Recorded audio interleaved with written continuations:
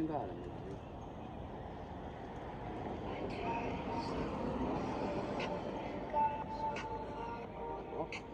အားရကြဟယ်လိုဟုတ်ကဲ့ပြောပါဟောကျွန်တော်နေတတ်ပါ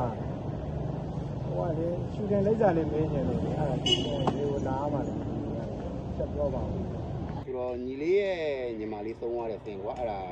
ဒီသင်းချိုင်းမှာပေါ့ဒီကညီလေးကကြီးပွဲရမှာလမ်းနေရမှာပေါ့နော်အဲ့ဒီပုံစံသင်းတယ်သင်းချိုင်းမှာပဲဟုတ်ကဲ့ကြာရင်လာခဲ့တယ်နော်ရောက်မှာပဲအကိုဒါရောတွေပါအကျန်းလေးအကုန်ချပြီးနော်နော်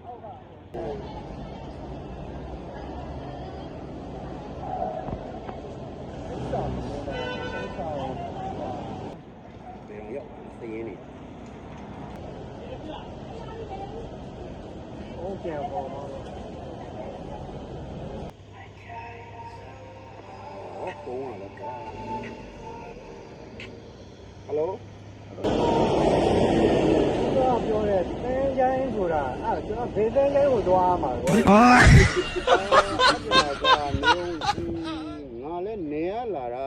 ဆိုတော့အပွဲကားနဲ့လိုက်လာတာကွာငါလည်းဟိုဟာကိုဘယ်လိုပြောရမလဲငါလည်းဘယ်တင်းချိုင်းရောက်လို့ရောက်မှမသိဘူးကွာ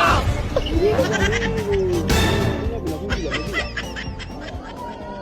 ကတော့ရန်ကုန်မှာဘယ်လိုကြည့်လဲဆိုတော့ခင်းမဲရဲ့ရေဝေးရဲ့ဆက်နာမည်ကြီးရဲ့နဲ့ဆိုလို့ဆို3-4ခုလောက်ရှိနေတယ်ဒီမုံဒီလိုကွာငါပြောမယ်အဲ့ဟို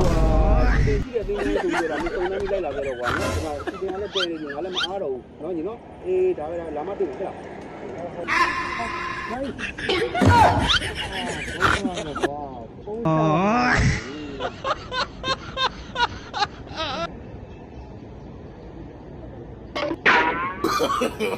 No.